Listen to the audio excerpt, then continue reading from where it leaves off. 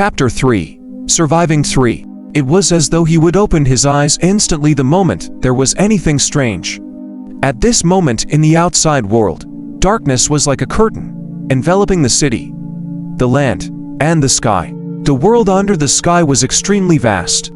The Nanhuang continent, which was situated overseas, was just one of the continents. Only a few people knew exactly how large this world was. However, the imposing fragmented face above the sky emanated intense intimidation, and everyone could see it by lifting their head. It was no longer known what was the exact time the fragmented face arrived in this world. Humans only knew that very long ago, from the descriptions recorded in some texts. This world that was filled with immortal Xu was prosperous and flourishing with vitality. But it only lasted until this gigantic fragmented face, which brought with it destruction, was attracted over from the depths of the void. In the process of its arrival, all lives in this world used all their methods and attempted to stop it, but everyone failed. In the end, only a few ancient kings and sovereigns brought part of the human race to relocate, abandoning the rest of the lifeforms here. Not long later, the fragmented face arrived. It hung suspended in the sky, and from then on, a nightmare descended. The aura from the face permeated the entire world. Mountains, seas, all objects, and the myriad of life, even cultivators and the spirit energy they used to cultivate, were tainted. Everything withered, and all lives were extinguished. The survival rate was less than 1%. From then on, the humans who survived with great difficulty from this calamity referred to this fragmented face as a god. They also termed this world as Ensoil. As for the places the ancient kings and sovereigns were located to, they were known as holy lands. These terms of address had lasted through many eras and were passed down through each generation. Also, the disasters brought by the gods weren't just these. The fragmented face's imposing intimidation would oppress all sentient beings constantly. Every few years, a few decades, or even a few centuries, the fragmented face would open its eyes once for several breaths. Every time it opened its eyes, the area it was staring at would instantly be tainted heavily by its aura. After that, all lives in that area would perish, and it would become an eternal forbidden zone. For the past few centuries, the number of forbidden zones in this world was increasing, and the places where the living could stay had become increasingly fewer. And 9 days ago, the god once again opened its eyes. And the location the fragmented face was staring at was none other than the area where the youth was staying. In this area, all species and over 10 human cities, regardless of their locations, including the slums inside or outside the cities, were instantly tainted heavily, and became forbidden zones that prevented lads from existing. Under the terrifying taint, all is directly dissolved into blood. Some of them mutated and became mutated beasts with no intellect. Meanwhile, the others turned into greenish-black corpses whose souls had barely dispersed. Only very few humans and beasts managed to survive due to luck. The youth was one of these lucky survivors. At this moment, outside the dark cave, a shrill cry drifted from the distance and moved closer and closer to the cave. As a result, the youth who was asleep quickly opened his eyes. He instinctively lifted his hand that held the iron stick and stared at the blocked entrance gap warily. Only when the source of the shrill cry circled once in the vicinity and gradually moved further did the youth heave a sigh of relief. He had lost all desire for sleep. He then touched his leather pouch and removed a bamboo slip from within. In the darkness, he gingerly touched the words carved on the bamboo slip, and there seemed to be a gleam in his eyes. After that, he sat upright and closed his eyes to adjust his breathing. This youth's name was Xu Qing. He grew up alone and led an arduous life in the slums outside the city. 9 days ago, when the calamity suddenly appeared, he hid in this cave behind the gap between the rocks. Different from the frightened and crazed masses, he calmly looked at the fragmented face in the sky that was opening its eyes. From the god's gaze, he could see unique pupils that were in the shape of a cross. After that, he seemed to have lost the emotion of fear. It lasted until he saw a beam of purple light descending from the sky, landing in the northeastern area of the city. At the next moment, he slipped into unconsciousness. When he awoke, he became the only lucky survivor, be it inside or outside of the city. However, he didn't leave immediately. This was because he knew that when the god opened its eyes, this area would become a forbidden zone. At the start, it would be shrouded by blood rain and a boundary would be formed. Because of it, the people inside couldn't get out, and the people outside couldn't enter until the forbidden zone was completely formed. And the sign for completion was when the blood rain stopped. This calamity was nothing much to Xu Qing, who grew up in the slums. This was because, in the slums, everything be a vagrant, wild dogs, sickness, or a cold night can easily cause one to lose their life. One could only survive with great difficulty.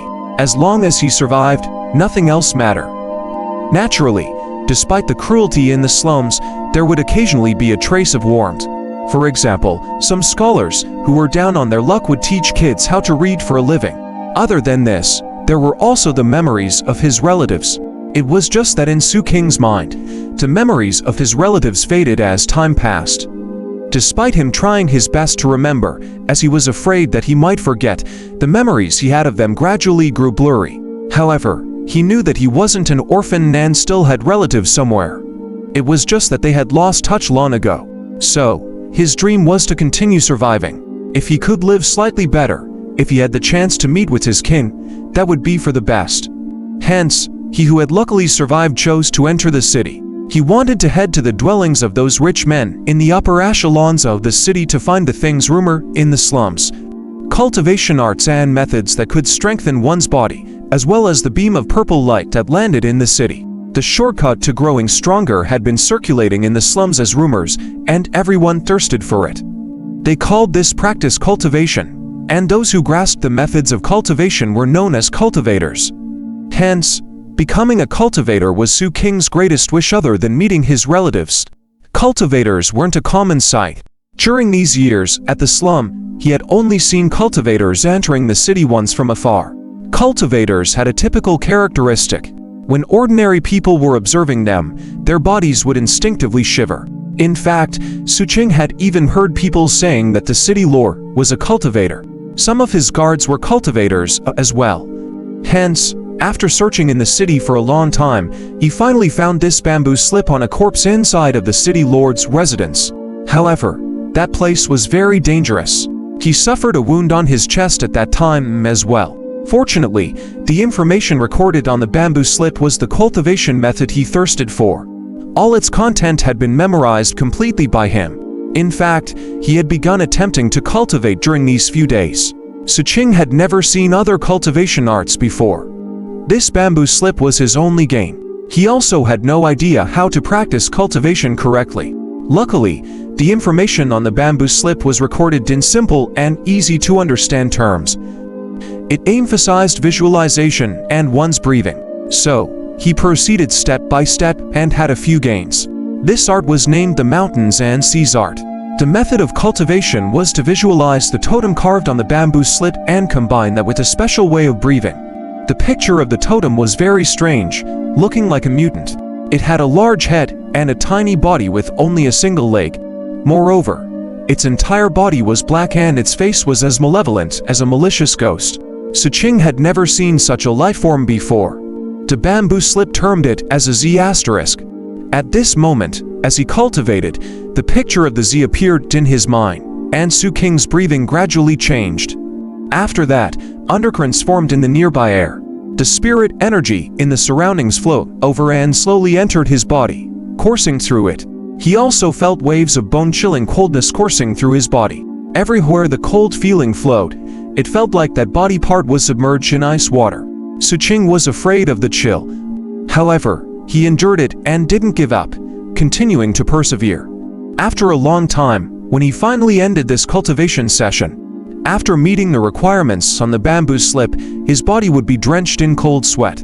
And despite having eaten a vulture not long ago, the sensation of hunger appeared once more in his stomach. Xu Qing wiped the cold sweat away and touched his stomach as determination flashed in his eyes. Ever since he cultivated this art, his appetite had evidently increased by a lot.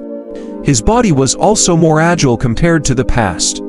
All of these allowed him to have a higher resistance to the icy chill that appeared during his cultivation. At this moment, he lifted his head and peered through the gap to look at the outside. In the outside world, it was pitch black. Only the sounds of terrifying roars that were sometimes weak and sometimes strong echo in his ears.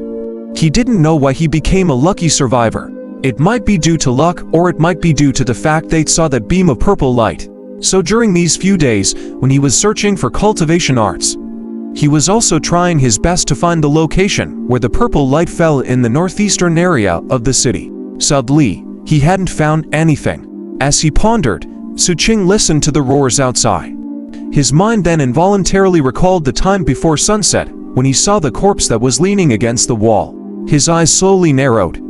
The location of the corpse was in the northeastern area, and that body seemed like someone alive. Could it be that it has something to do with that purple light?